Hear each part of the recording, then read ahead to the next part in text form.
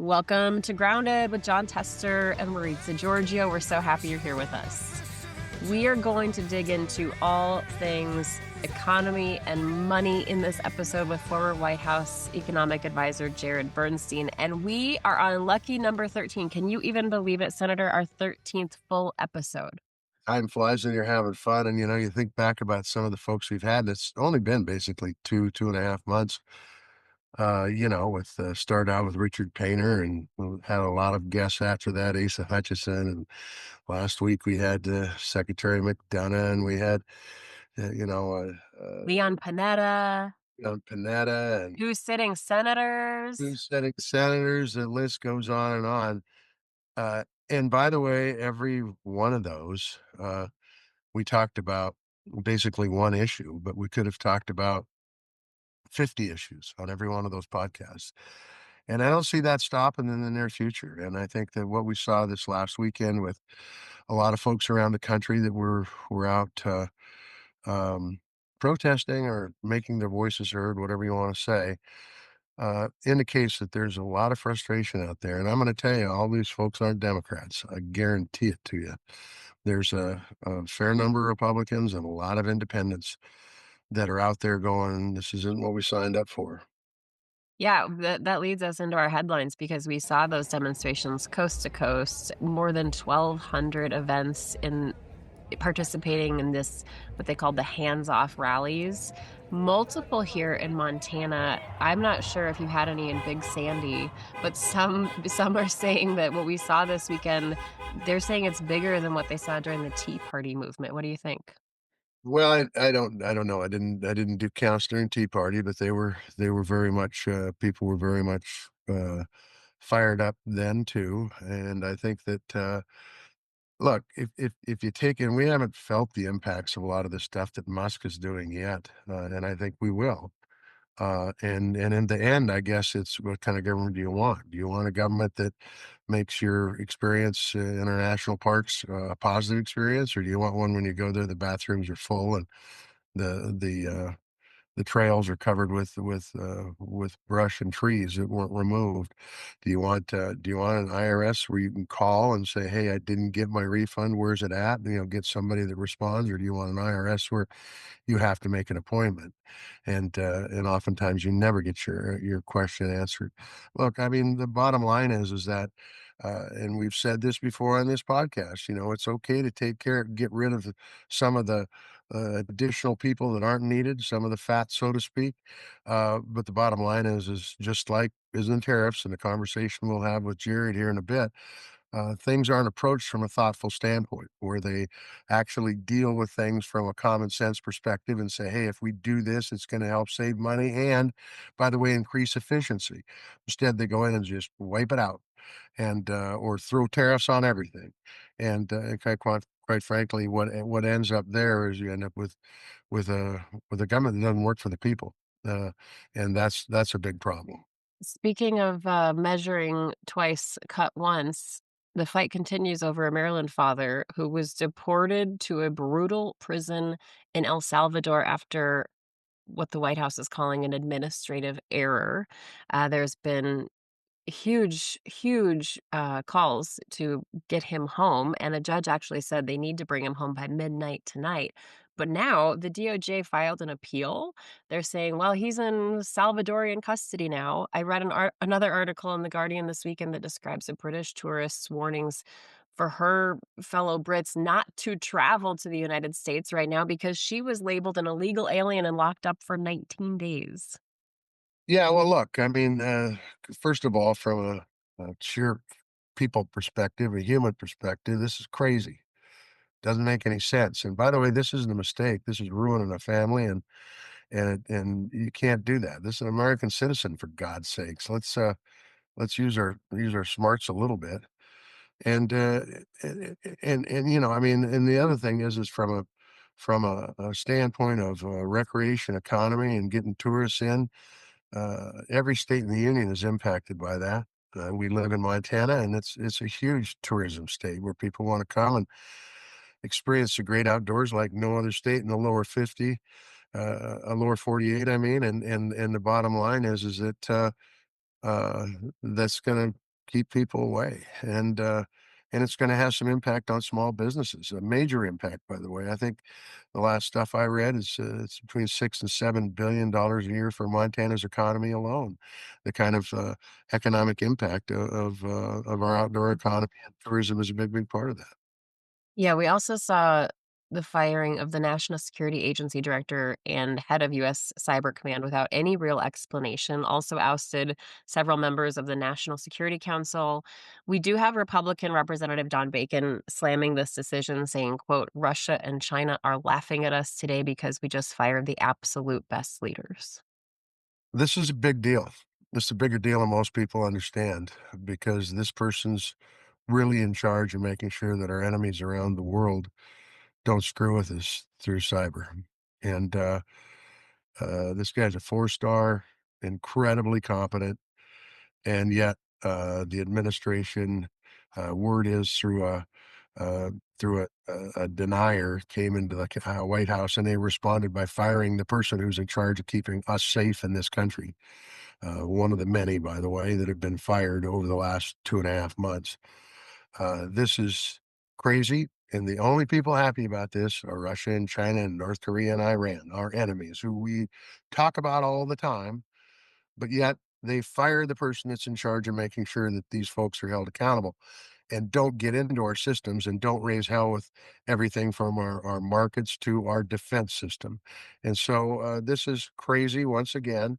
And once again, with the exception of Don Bacon, the only people we're hearing from are the ranking members, the Democrats on these committee, Warner and the dude that's on the House ranking member, whose name I forget right now. But the bottom line is that Congress needs to step up. They know better. They know this is a wrong decision. They know that once again you're doing more things to politicize our military, and it's one of those decisions that, by the way, will impact the security of each and every one of us in the United States. It is a huge, huge, huge screw up.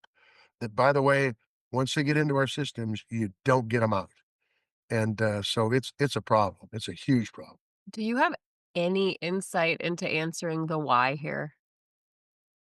Well, look, I heard it was, an election denier that came in and said that you don't wanna have this guy because part of the he's part of the military, I guess, I don't know, and, it's like somebody coming off the street and walking in and say, "Mr. President, uh, I see the world this way," and the president responds. It's like the president talking with Putin, and then the president coming back and say, "Well, Ukraine invaded Russia."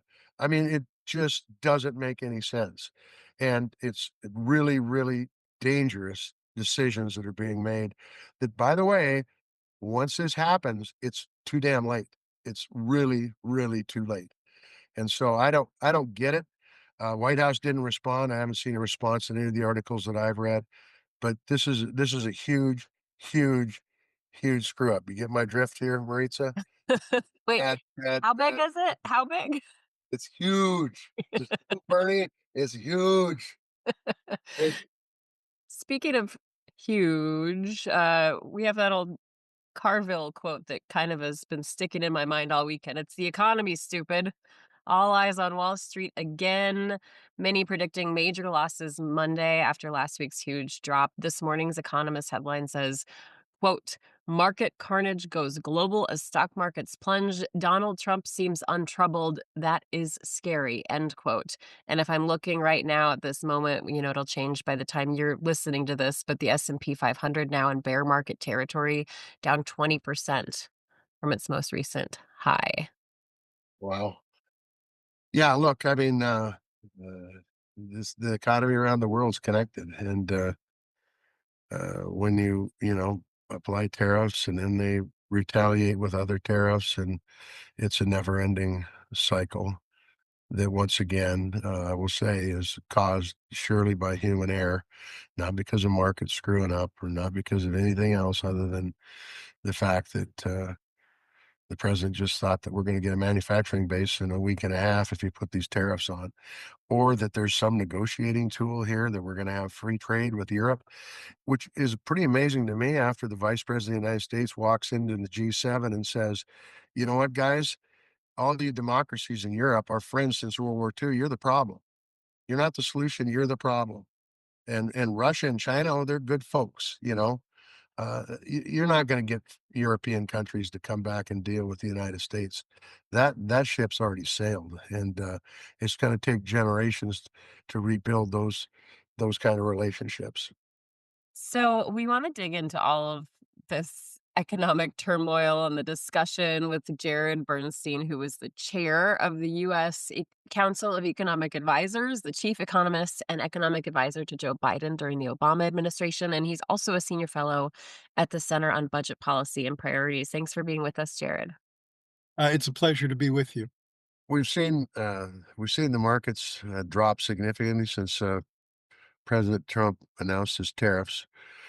I'm one who actually think the tariffs are a tool, but they have to be very, very targeted.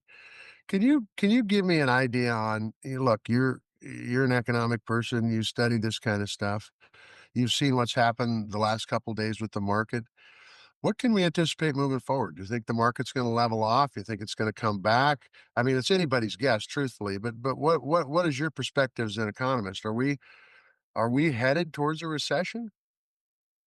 Well, first of all, it's great to be with you. I kind of wish you were here, sir, but I understand that is where that's going. But let me say a few things about that. So, first of all, I completely agree with you. It gets lost in this discussion. Tariffs are actually a useful scalpel. They're a terrible sledgehammer, but they're a useful scalpel. Second, if I could forecast the market, I'd be speaking to you from a much nicer house than the one I'm speaking to you from. But I will say this directionally, I can answer your question.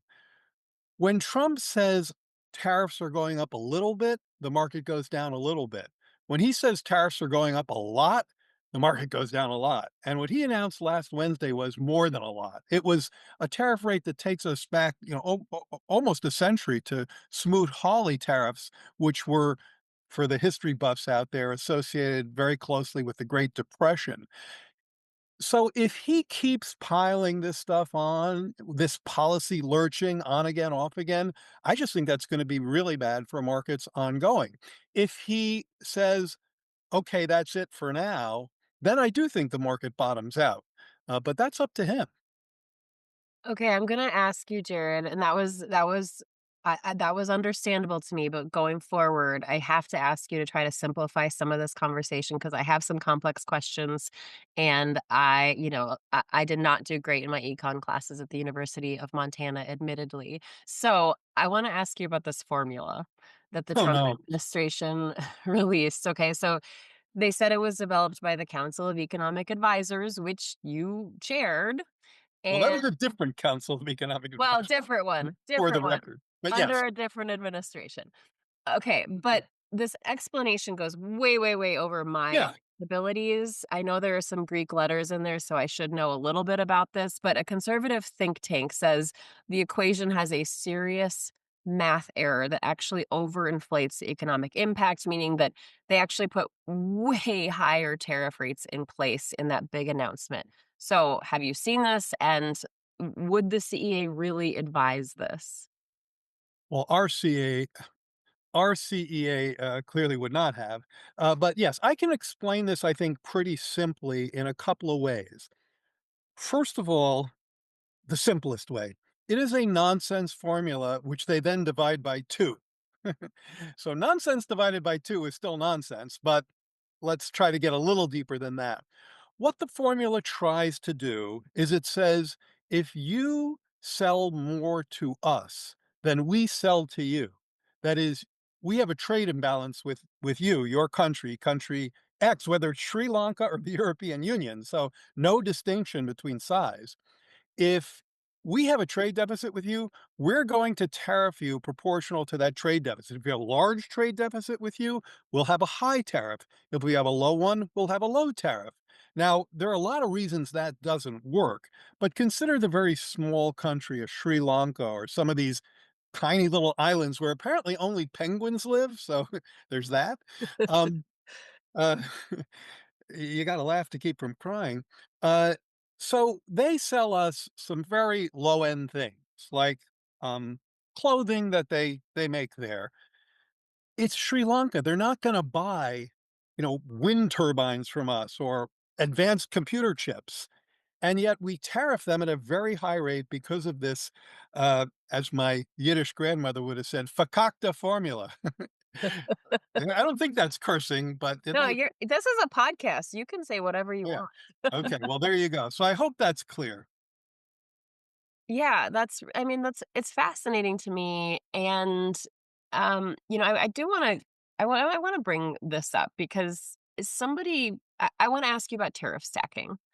I don't think a lot of people understand this. I certainly didn't, but a business owner in Montana gave me this sheet here, this spreadsheet, and it shows the breakdown of stacked tariffs on certain product categories for this Mm. business. And in the end, we're not just talking about a 25% tariff or even 54%. I mean, some of these categories go up to 96%, 106%. So can you Mm, mm. explain that stacking effect? I can certainly take a stab at that. I think I understand it best in terms of China. I obviously don't have the numbers you have in front of us, but Trump has put numerous different tariffs on China. And by the way, China can be a very unfair trading partner. So some of those tariffs are justified. But once you start with, there's 10 and then there's 20 and then there's this other new formula on top of that. So you're up to levels somewhere between 50 and 70%. And that's precisely what you're talking about here.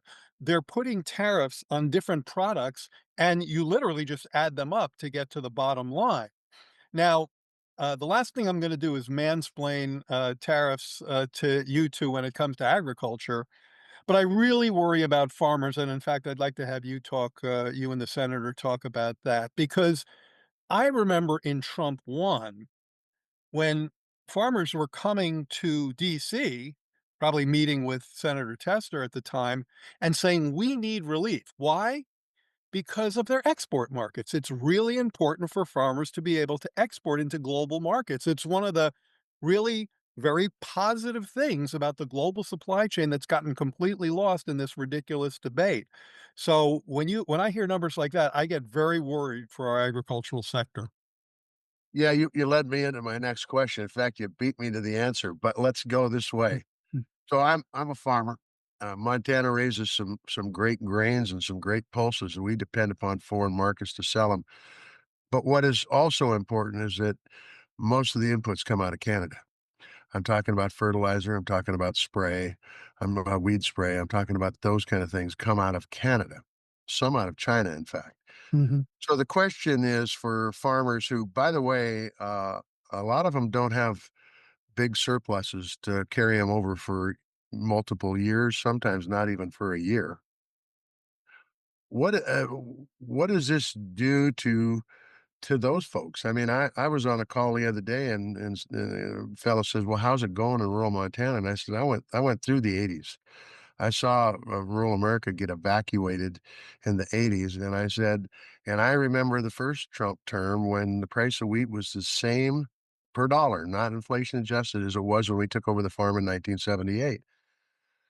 If this were to happen again, I think you're going to see another mass exodus off the land." And so, what is there, I mean,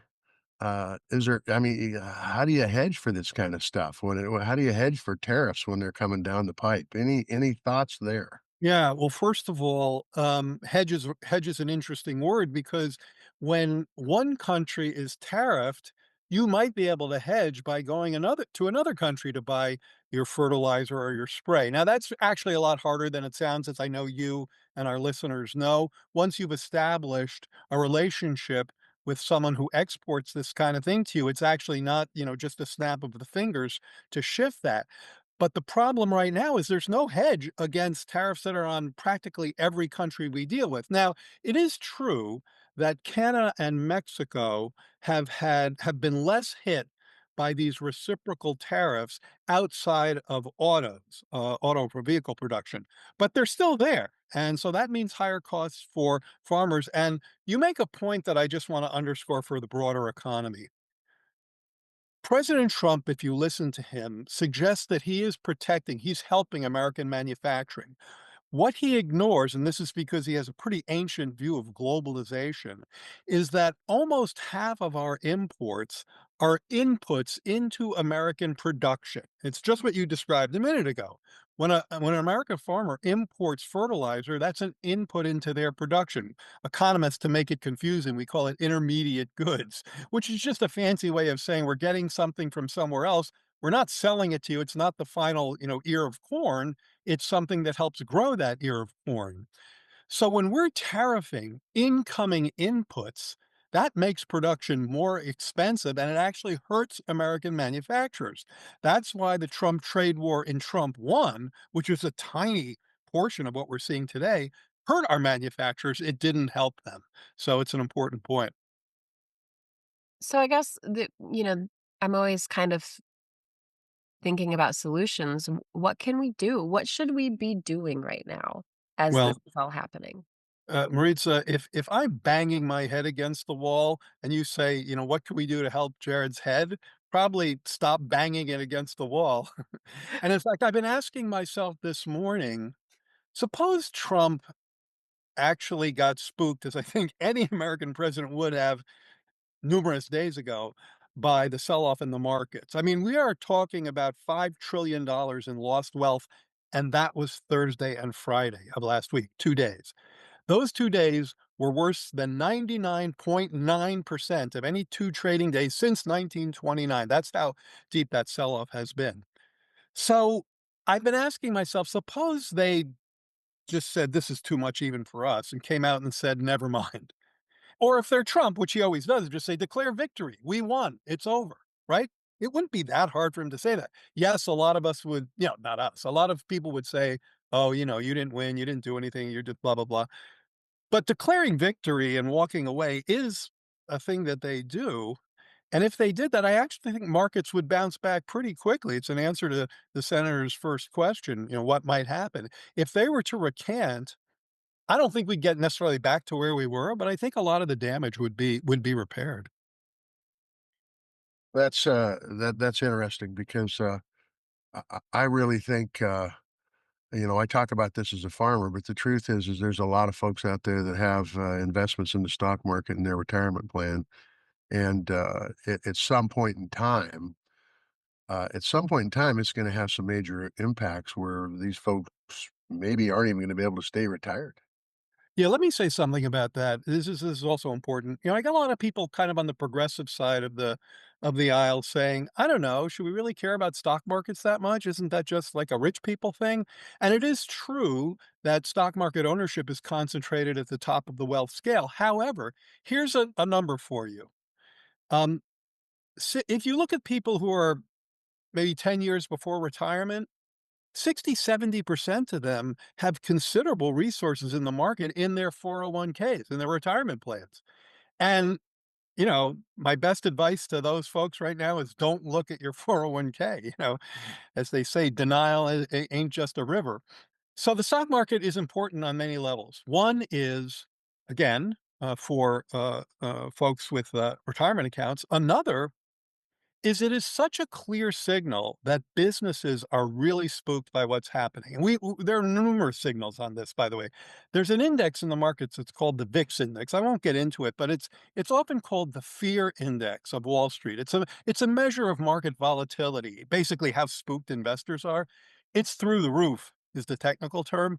And this means that investors are really uncomfortable with what's happening, and not just here, but globally. And what does a spooked investor do? He or she sits on the sidelines. They don't build that new factory. They don't buy that new uh, piece of equipment. And so that's why recession probabilities have been going up.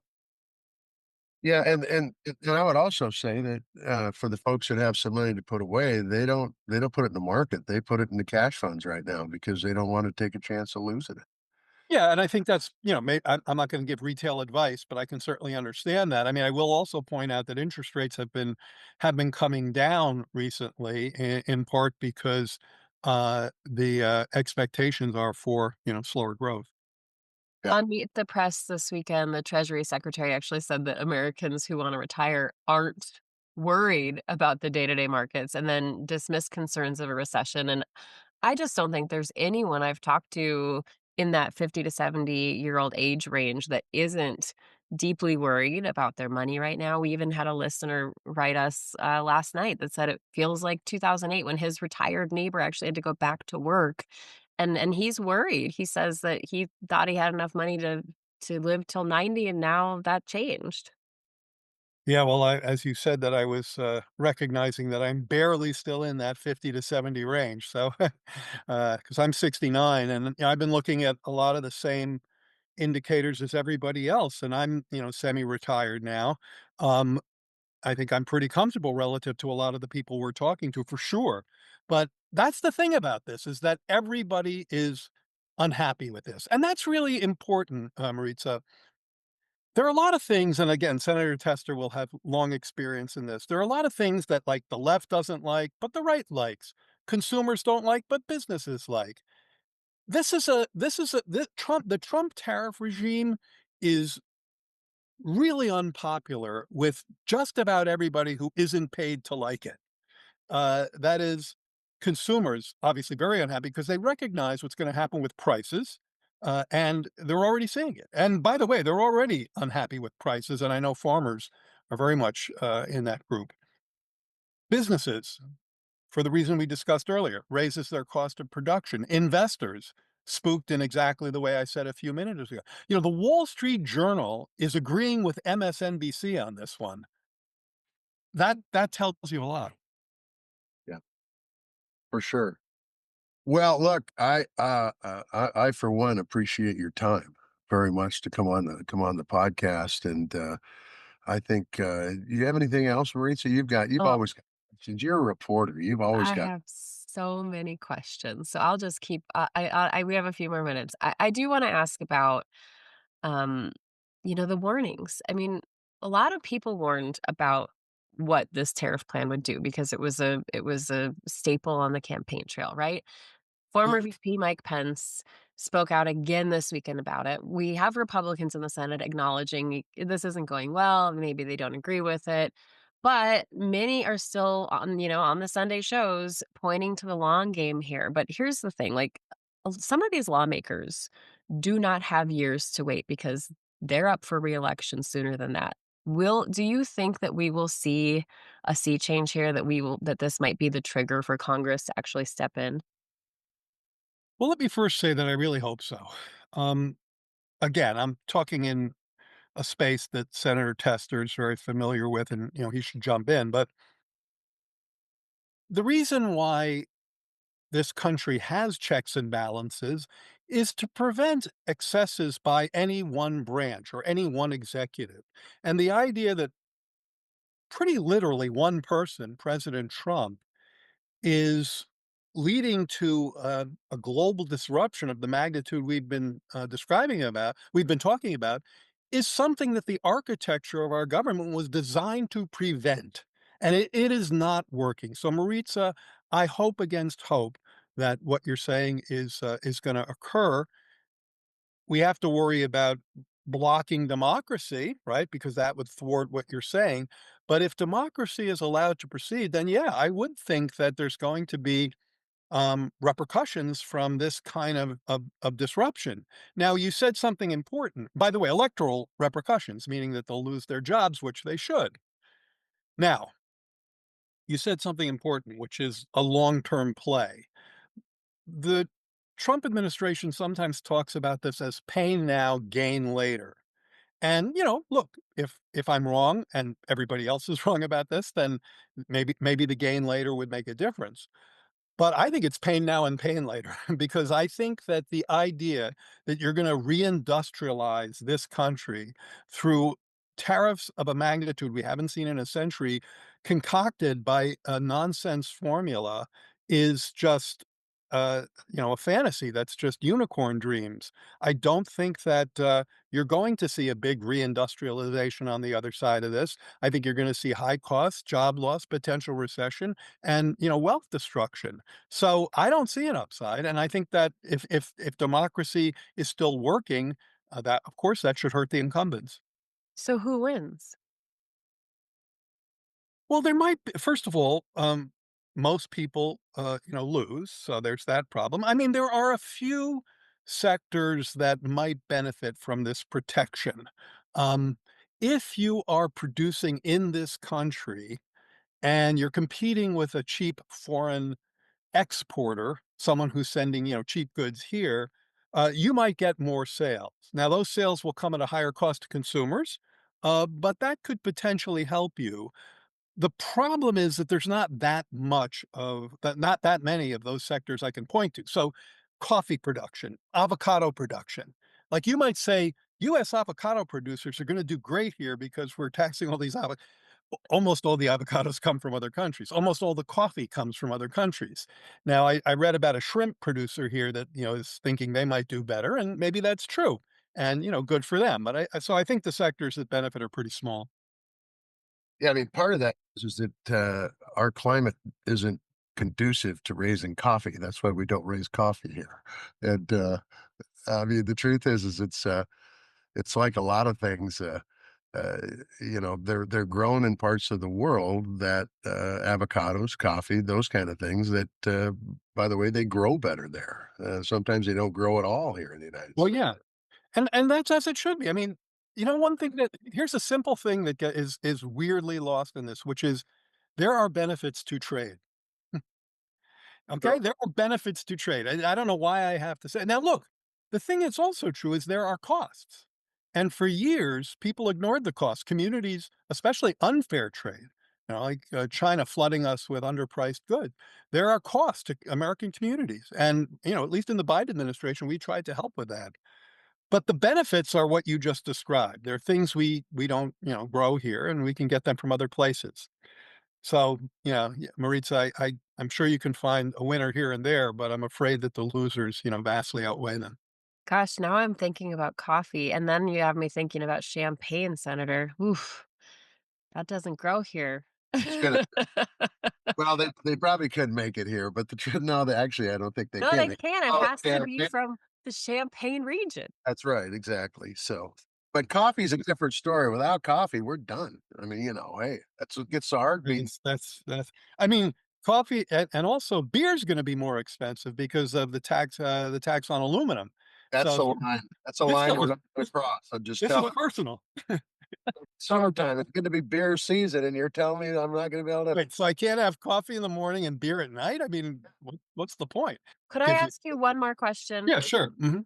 The thing that strikes me here, Elon Musk warned about pain and hardship before the election. If they were elected, and could go through with their plans. He said there would be pain, asked voters to brace for it. The president has been talking about this for a long time. Why are people surprised that President Trump is doing exactly what he said he was going to do? Yeah, well, first of all, let me say something that might surprise you. I think that presidents who do things that have near-term pain and longer-term gain, which this isn't, but they think it is, there actually is something admirable about that. I think there's something admirable about doing something unpopular in the near term and taking the political hits to get something positive for the country on the other side. And like a lot of presidents or politicians won't do that because they just can't bear, getting the incoming for the unpopular part. The problem again is pain now, pain later, and not just a little pain, but a lot of pain. And the extent to which this is hurting the global economy, I worried about recession this morning, and look, you got to follow the news flow day to day. I don't want to over freak out here, but now we're hearing talk about global downturns, and we haven't seen that since the financial meltdown. Why are people surprised? Yeah, that's a really important question, and the markets are continuously surprised, and those folks have money. That's supposedly the smart money, which isn't that smart apparently.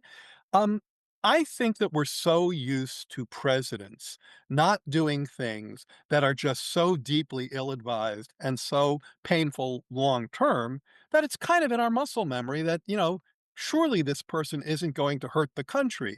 Part of that is because of this little thing called democracy, which is that in an authoritarian country, you can mete out all the hurt you want and nothing happens to you. There's no repercussions. You can just be an awful dictator and you control everything.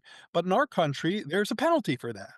And so that's why I think it's hard for people to believe that they're just gonna keep, shooting themselves and the rest of us in the feet, but that is what's happening.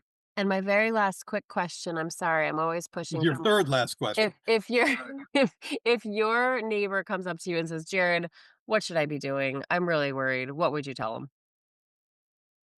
Well, I try not to give retail advice, free advice worth what you pay for it.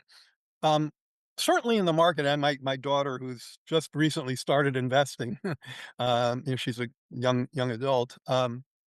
She asked about this, and I said, "Well, certainly don't overreact. Just stick where you are." One of the things that happens in a down market is that if you're just sort of buying and selling at an average rate, because the prices have come down so much, you'll buy more shares. It's called buying the dip. The problem is we don't know where the market bottoms out. So don't do anything rash. I would say don't even look at your 401k if you can avoid it. Don't do anything rash in the markets. Don't try to time things. Hang in there. And frankly, and I really believe this, Maritza, let your let your view be known. Right? I don't think you should sit there passively and just, fret. There are a lot of people out there. We saw a bunch of protests over the weekend who are raising their voices saying this is not okay. And I know for a fact, for a personal fact, that joining that group is psychologically and spiritually kind of helpful and uplifting. So make your voice heard. It makes a difference. Okay, Jared Bernstein, the former chair of the US Council of Economic Advisors, thanks for your patience with all of my questions. You asked great questions, so I enjoyed it. Senator, an honor to see you again, and hope to hope to stay in touch. Bye bye. Yeah, absolutely. Thanks for your good work, and even though you're semi-retired, keep up the good work, okay? Will do. He knows his stuff, and he talks in, like, these perfect little chunks, like, Yes. it's like a Yeah. reporter's dream. Yeah, exactly. No, he's good. He's, he's one of them people you would call smart people, you know? What do you have any takeaways, any surprises from that conversation? No, I think, everything just a second, I gotta sneeze. I don't know how you did this, but you gave me your cold over a podcast. Yeah, it sucks, man. I'll tell you what, I've had a hard time shaking this. I was working on the drill yesterday, and, man, I just couldn't get wind at all. But that aside, I don't think, I mean, look, he told us the lay of the land from an economist perspective, and I don't think it's much different than most of the people that I know. I think, these are really challenging times and totally self-inflicted by this administration. It isn't this downturn in the market isn't because of capitalism, it's because of rules that have come down from the White House that quite frankly don't make any sense. And to try to say that we're gonna reindustrialize this country like it was in the 1950s, also doesn't make a lot of sense to me. Look, in the 1950s, Europe had just come out of a war. They didn't have much of an industrial base at all. The United States, wasn't, we were part of that war, but not on our land. And so we had an opportunity to take advantage of the situation. And then, NAFTA came along and everybody was talking about free trade. And folks around me were talking about fair trade, and trade needs to be free and fair. And we saw part of our manufacturing base move off, a good part of it, by the way. That something should have been done back then, but it wasn't. And so to bring that base back, I think is going to take decades. It's not going to take a year or two. It's going to take decades. And I just think these tariffs, there's just many people I know that cannot survive that. And so as a farmer, what happens? We get higher subsidies. Taxpayers are put on their hook for more and more money. Our markets are so bad that we can't make our ends meet because input costs are up because of the tariffs. The markets are down because of the tariffs. And and quite frankly, it's all self-inflicted. So like we said earlier, if the tariffs would have been done with a scalpel instead of a sledgehammer, as Bear Bernstein said, then I think there was a possibility to get some good out of this. But as with everything, whether it's cutting agencies or whether it's firing people in our military, everything is done without much thought. And I think in this world we live, where it is so competitive worldwide, This is just not smart at all. You got to think about what you're doing. You got to think it through. You got to think about the upside, the downside of all these things, whether it's Musk going in and trashing agencies, or whether it's tariffs, or whether it's our military, or whether it's our intelligence community, or whatever it might be. And if you're not thinking about this stuff, China is sitting there licking their lips and saying, you know what? The United States, we want to be the economic leader, and the United States is sitting here doing stupid shit. So we're going to be able to do it. And it will happen by default, by the way. They won't have to do much. Because the truth is, you get this kind of policy decision makings with no oversight from Congress, by the way, none whatsoever. Look, they're doing stuff now after the fact, saying, you know, we Congress is the one that's supposed to put these tariffs on. I heard my good friend from Wyoming this weekend talking about the president was well within the law. That's bullshit, and he knows it. And the truth is, it's time for Congress to step up and call these guys out. I wanna ask you kind of a what would you do situation question, because we've seen so many economists and huge financial names warn about some of these policies. JP Morgan, like people warning about what will happen if these were enacted. So when you were a senator, for those 18 years, if you and your policy team came up with this idea or that idea and somebody who was considered an expert came to you and said, "This is not a good idea and here's why." Like, what does that process look like? Do you sit down? Do you weigh it up? Like, what does that look like, and why aren't we seeing that here? So what you do as a policymaker, if somebody comes in with the best idea since sliced bread and says this is what you need to do, is you go out and you try to find the other point of view, the people who are opposed to it, and listen to them too. And then you try to come to a decision that makes sense, that makes common sense.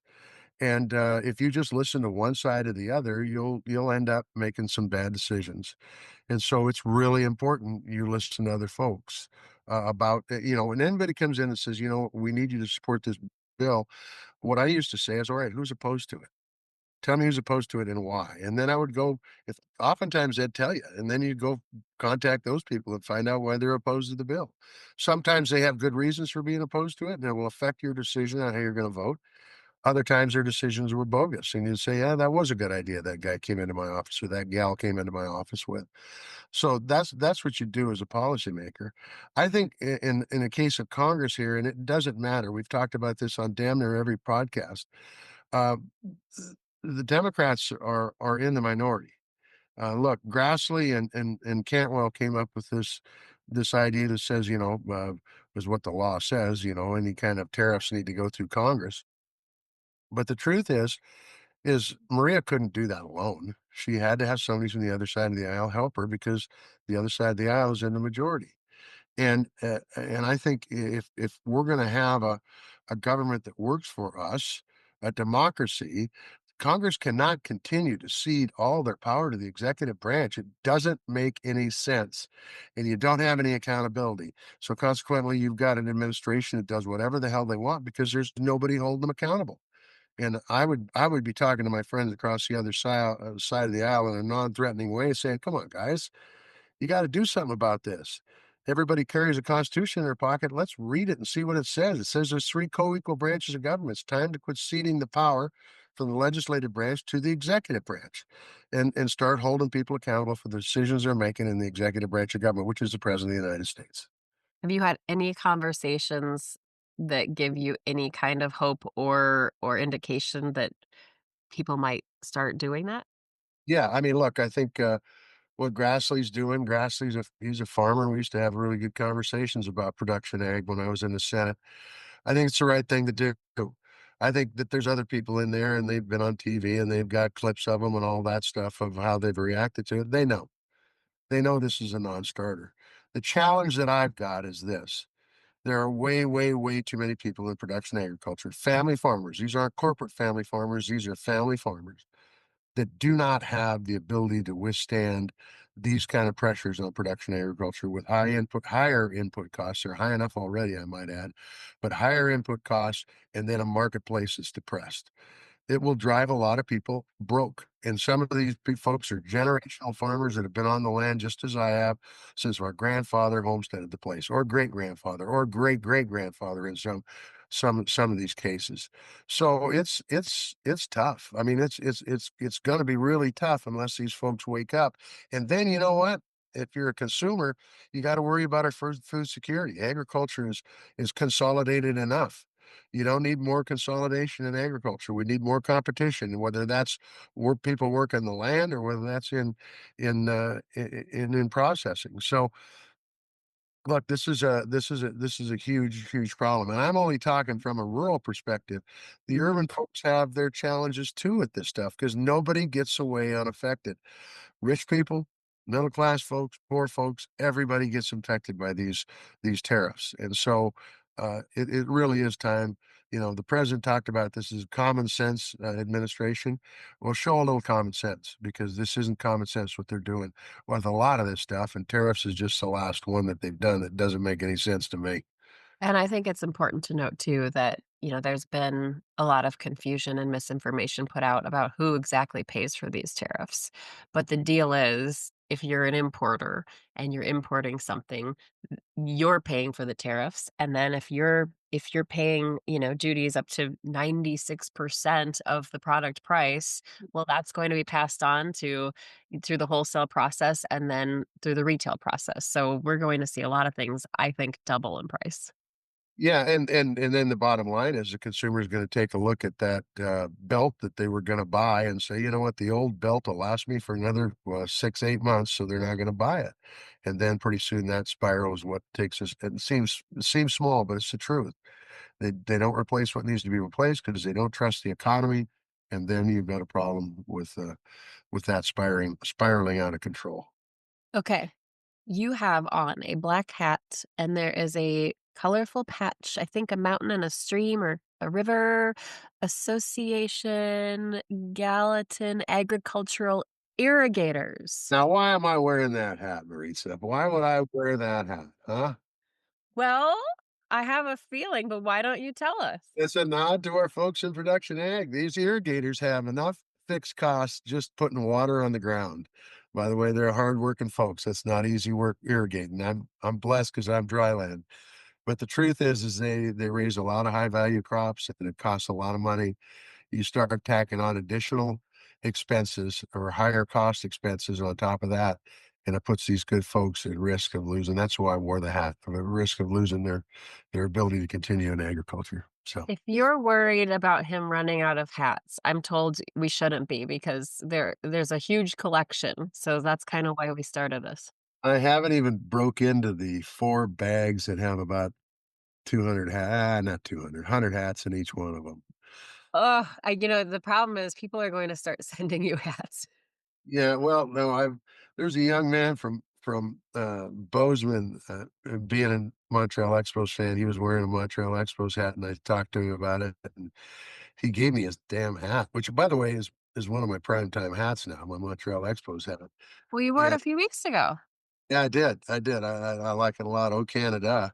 Of course, there is no Montreal Expos anymore, they're the Washington Nationals, but, I gave him 3 hats, if I had his address, I'd send him a half a dozen more, so, uh, you know Okay, if you're listening, That's right. contact us. That's right.